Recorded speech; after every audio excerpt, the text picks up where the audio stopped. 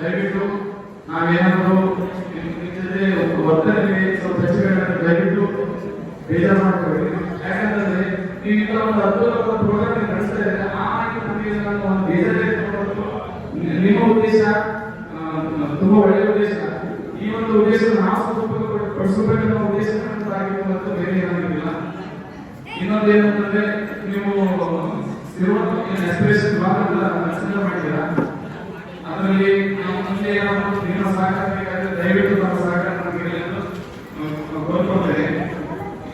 ಆಮೇಲೆ recent last water qualification ನಾನು ತಗೊಂಡಿದ್ದು ಸುಮಾರು 40 ಬೋರ್ವೆಲ್ಸ್ ಅದು ಕಂಪ್ಲೀಟ್ ಟೆಸ್ಟ್ ಮಾಡಿಸಿದ್ದೀನಿ.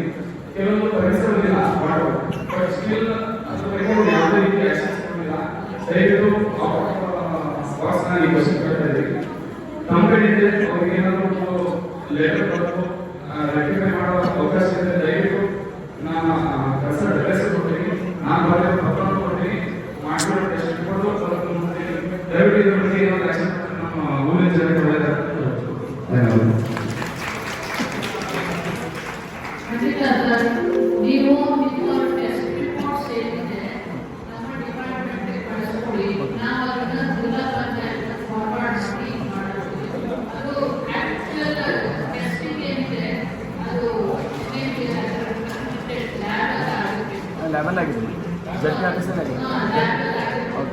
ಸೊ ಆ ಮಾಹಿತಿ ನಾವು ಕಳಿಸ್ಕೊಟ್ರೆ ನಾವು ನಿಮಗೆ ನಮ್ಮ ಇಮೇಲ್ ಐ ಡಿ ಕಳಿಸ್ಕೊಡಿ. ನಾವು ಅದನ್ನು ಖಂಡಿತ ಪರ್ಸು ಮಾಡ್ತೀವಿ.